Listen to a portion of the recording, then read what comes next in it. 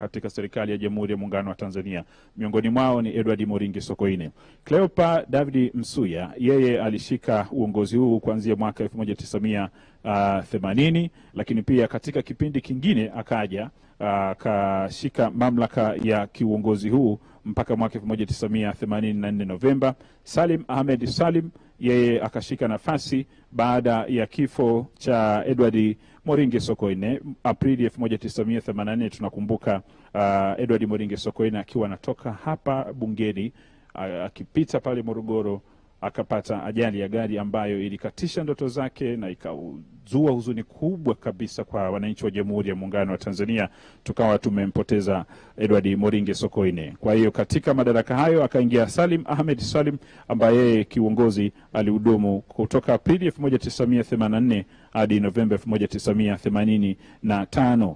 Katika uongozi wa awamu ya pili ya Rais wa Jamhuri ya Muungano wa Tanzania ambaye ni Ali Hassan Mwinyi, aliingia mwanasheria nguli kabisa wa Jamhuri ya Muungano wa Tanzania ambaye amepata kuwa waziri mkuu ambaye alianza kushika mamlaka hayo Novemba 1985 hadi Novemba mwaka 1990. Huyu ni Jaji Joseph Sinde Warioba, akashika mamlaka hadi mwaka 1990 na yeye aliteuliwa kipindi hicho akapata nafasi pia ya kuwa waziri mkuu.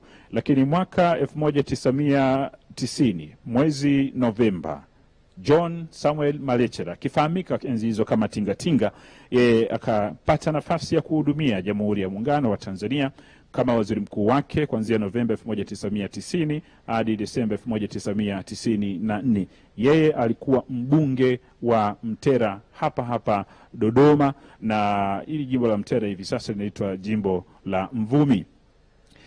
Katika hali ambayo pia ilikuwa ni kama surprise, tunasema vijana wanasema surprise package yenye kushangaza zaidi, pia katika uongozi wa awamu ya tatu ya Rais Benjamin William Mkapa, Mwenyezi Mungu amrehemu, akalitaja jina la Frederick Tuwai Sumaye Novemba 1995, mwezi Novemba kama huu, kuwa waziri mkuu wa Jamhuri ya Muungano wa Tanzania, na jina hilo likapitishwa, na yeye alihudumu kwa miaka 10 hadi Desemba mwaka 2005 ambapo akashika uongozi Dr. Jakaya Mrisho Kikwete kama rais wa awamu ya 4 ya Jamhuri ya Muungano wa Tanzania, na Edward Ngoyai Lowassa, Mwenyezi Mungu amrehemu, naye akaingia madarakani Desemba mwaka 2005 na akashika uongozi hadi Februari mwaka 2008, na yeye alijiuzuru nafasi hiyo hapa bungeni Dodoma. Na kwa nafasi, kwa sababu alijiuzuru, inamaanisha serikali ikabidi nafasi yake, alipoondoka kwenye nafasi yake ikabidi serikali ivunjwe na kuunda baraza jipya la mawaziri, na Dr. Jakaya Mrisho Kikwete akaja na waziri mwingine mkuu mpya, Mizengo Peter Pinda, yeye akiwa ni waziri mkuu wa 10 wa Jamhuri ya Muungano wa Tanzania mwezi Desemba mwaka 2008, na akahudumu katika serikali hadi Februari mwaka 2015. Kassim Majaliwa, yeye aliingia madarakani Novemba mwaka 2015 hadi Novemba mwaka 2025 tunapozungumza hivi leo, na anayejulikana sasa. Ulikuwa ni maswali mengi yanasubiriwa, watu wanauliza ni nani atakuwa waziri mkuu wa Jamhuri ya Muungano wa Tanzania katika awamu ya 6 muhula wa pili. Jina ambalo limetoka kutangazwa hapa ni la Mwigulu Lameck Nchemba, bunge la 13, atakaye simama humu bungeni akiwakilishi cha uongozi ama kiunganishi baina ya serikali lakini pia na bunge ni yeye. Tunasubiri kura kama zikimpitisha hapa, basi nafasi itakayokuwa inafuata ni kwenda kuapishwa na Rais wa Jamhuri ya Muungano wa Tanzania kama ilivyo matakwa ya kikatiba. Katiba ya Jamhuri ya Muungano wa Tanzania inamsema ni nani huyu waziri mkuu, na misingi yake ya utendaji wa kazi inabidi iweje. Katika fungu lake la 51 kifungo kidogo cha 3 nasema bila kuathiri masharti mengine ya katiba hii, waziri mkuu atashika kiti cha waziri mkuu hadi pale siku ambapo rais mteule ataapa kushika kiti chake, na siku ambapo atafariki dunia akiwa katika madaraka, au siku atakapojiuzuru, au siku rais atakapomteua mbunge mwingine kwa waziri mkuu, kama ambavyo imefanyika hivi leo, atakapoacha kushika kiti cha waziri mkuu kwa mujibu wa masharti mengine ya katiba hii. Fungu la 52, ibara ya 52 inasema waziri mkuu atakuwa na madaraka juu ya udhibiti, usimamiaji, utekelezaji wa siku hata siku wa kazi na shughuli za serikali ya Jamhuri ya Muungano. Pia waziri mkuu atakuwa kiongozi wa shughuli za serikali bungeni. Katika utekelezaji wa madaraka yake, waziri mkuu atatekeleza au kusababisha utekelezaji wa jambo lolote au mambo yoyote ambayo rais ataagiza kwamba yatekelezwe. Lakini pia waziri mkuu atawajibika kwa rais kuhusu utekelezaji wa madaraka yake, inasema ibara ya 53 katika kifungu kidogo cha kwanza. Na kwa mamlaka serikali ya Jamhuri ya Muungano wa Tanzania chini ya mamlaka rais ndiyo itakuwa na uwezo wa kufanya maamuzi juu ya serikali ya Tanzania kwa ujumla, na mawaziri chini ya uongozi wa waziri mkuu watawajibika kwa pamoja bungeni kuhusu utekelezaji wa shughuli za serikali ya Jamhuri ya Muungano wa Tanzania. Ndio maana waziri mkuu akiwa hapa bungeni, yeye uhusika kujibu maswali, na katika kipindi kilichopita kulikuwepo na maswali ya papo kwa hapo kwa waziri mkuu ile siku ya Alhamisi. Kutakuwa na utaratibu mwingine wa tofauti kwa waziri mkuu ajaye. Hayo ni mambo ya kusubiri na kuona, na yeye akiwa kiongozi wa mawaziri watawajibika moja kwa moja kuyajibu ya serikali kutoka kwa wananchi, na wananchi wenyewe ndio wabunge waliomo humu bungeni. Kwa hiyo kama Watanzania watakuwa na mambo ya kuuliza serikali kuhusiana na kila ambacho wanahitaji majibu ya kina, basi wananchi wenyewe ndio wabunge ambao wako humu bungeni watahusika katika hilo, ili kuhakikisha kwamba wanapata iliyo haki yao kupitia kwa waziri mkuu anayepatikana hivi leo.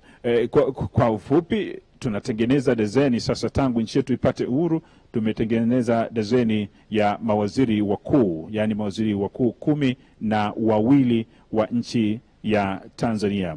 Dr. Mwigulu Nchemba, msomi wa Chuo Kikuu cha Dar es Salaam, lakini mchumi pia, mbunge wa Iramba Magharibi, anatarajiwa hapa kupitishwa ama kuthibitishwa na wabunge. Miaka yake 50 tangu azaliwe ya kiutendaji. Tunasubiri kuona damu hiyo changa kabisa, tunaweza kusema damu hiyo changa kabisa, namna itakavyotenda kwa ajili ya maisha ya Watanzania, na imani iliyopo itamegwa kuwa kitu ambacho kitaleta matokeo. Kila moja anasubiri na kuona yale ambayo yatatekelezwa. Mapema tukizungumza na baadhi ya wabunge, ni mbunge wa aina gani wao wanamtaka kuwa waziri mkuu atakaye kuwa kiunganishi, lakini pia kuisaidia serikali katika utendaji na kumsaidia Mheshimiwa Rais. Walisema sana wanamhitaji waziri mkuu mchapakazi, waziri mkuu mwaminifu, waziri mkuu mtendaji ambaye atakwenda ana kwa ana kusaidia serikali ili itende bila kusuasua, kwa sababu kupitia yeye kama kiranja mkuu wa viranja wengine ama wa mawaziri wengine, atahakikisha kwamba wizara kama ambazo ziko chini ya ofisi yake zinatenda kwa ajili ya kupeleka maji maeneo mbalimbali ya Tanzania. Ile kampeni ya kumtua mama ndoo kichwani iendelee. Ukiranja wa waziri mkuu utashughulika ili kuhakikisha kwamba Watanzania wanapata huduma hizo, huduma za elimu kote nchini, msingi mkubwa kabisa wa kuondoa ujinga na maadui watatu waliowatangaza hayati baba wa taifa Mwalimu Julius Kambarage Nyerere. Yatahakikishwa kwamba kiwango cha elimu nchini Tanzania kinapanda, lakini pia wale ambao hawajapata fursa bado wanaipata fursa hiyo. Miundombinu ya elimu iwe mibora ama miundombinu bora. Sera ya elimu ambayo hivi sasa imejijenga zaidi katika masuala ya amali ama ufundi na mafunzo ya ufundi stadi, basi usimamizi wake kupitia waziri mkuu kwa mawaziri mpaka kwenda kwa wakuu wa mikoa huko, lakini pia kwa wakuu wa wilaya, nafasi hiyo itasimama pale kwa waziri mkuu kuhakikisha mambo yote yanakwenda uzuri. Waziri mkuu tarajali Mwigulu Lameck Nchemba alianza shule ya msingi mwaka 1980 na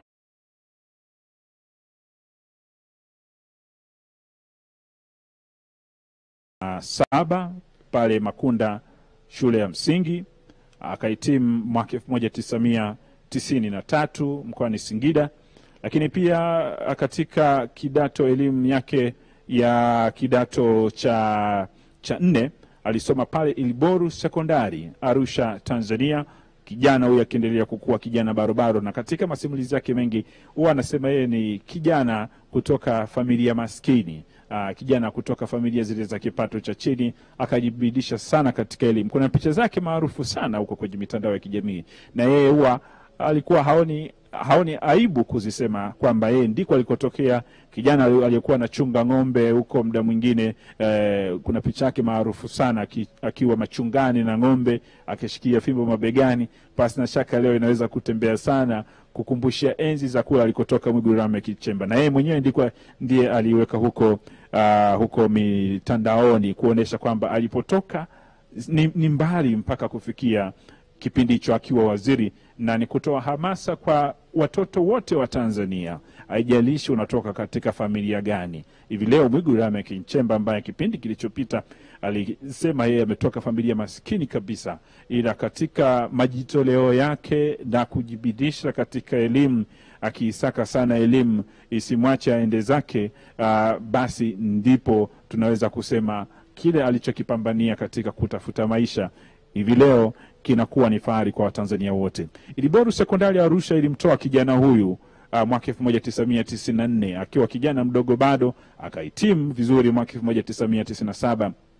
Na katika kupiga shule ileo ni kama nyumba nyingine hapa Singida na Dodoma Simbali, alichaguliwa kwenda katika elimu ya juu ya sekondari ama advanced level Mazengo Sekondari hapa Dodoma mwaka 1998, akahitimu kwa miaka miwili hadi mwaka 2000, na akapata nafasi ya kujiunga na chuo kikuu cha Dar es Salaam kusomea shahada ya awali ya masuala ya uchumi, Bachelor of Economics, kuanzia mwaka 2001 hadi mwaka 2004. Akahitimu Mwigulu Lameck Nchemba kama mchumi wa mwanzo kabisa akiwa na shahada yake ya awali, lakini akaendelea kuweka mizizi yake katika chuo kikuu cha Dar es Salaam.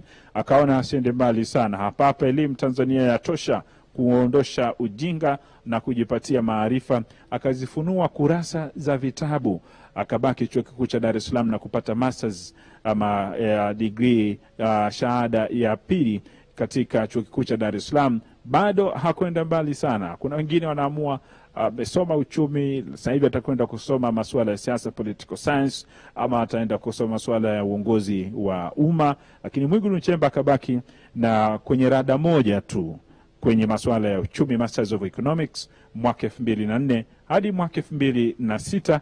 Akahitimu kwa miaka miwili akipata shahada hiyo ya pili ya masuala ya uchumi. Mwigulu Nchemba huyu akaona hatoenda mbali tena, akabaki hapo chuo kikuu cha Dar es Salaam.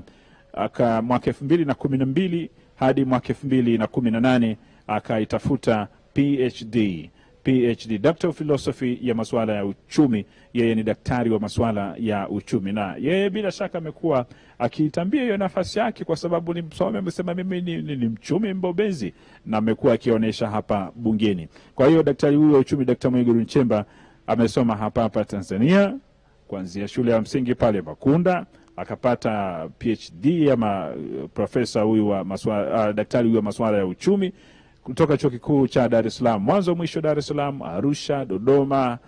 Kutoka Singida akaenda zake Arusha, akarudi Dodoma, chuo kikuu cha Dar es Salaam, na kote huko akapata elimu iliyomsaidia. Lakini pia ana chocheti cha masuala ya uongozi kutoka Uongozi Institute, taasisi ya uongozi. Alisoma mafunzo mafupi haya mwaka 2002. Kwa hiyo kote huko yupo.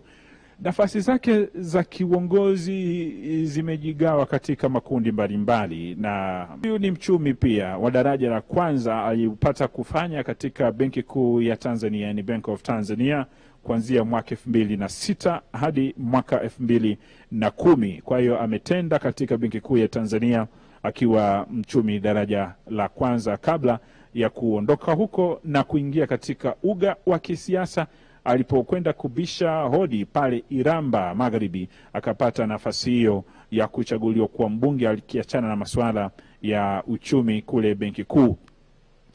Uzoefu wake wa kisiasa umetandawaa katika njia nyingi. Tunaweza kupitia walau kuendelea kumfahamu ni nani huyu ambaye Rais Samia Suluhu Hassan amempendekeza kuwa waziri mkuu wa Tanzania. Kama ndo kwanza unamfuatilia, Mwigulu Nchemba hajaanza leo.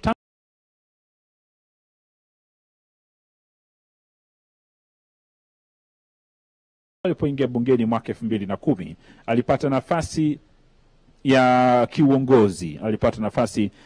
kiuongozi, kufanya katika nchi ya Tanzania, na tangu mwaka 2010 akiwa mbunge, akarejea mwaka 2015 mbunge wa Bunge la Jamhuri ya Muungano wa Tanzania mpaka wakati huu tunapozungumza, lakini amepata kuwa mjumbe wa kamati ya uchumi na fedha mwaka 2010 hadi mwaka 2012, lakini pia alipata kuwa mjumbe wa kamati ya bajeti ya Bunge la Jamhuri ya Muungano wa Tanzania kuanzia mwaka 2012 hadi mwaka 2013.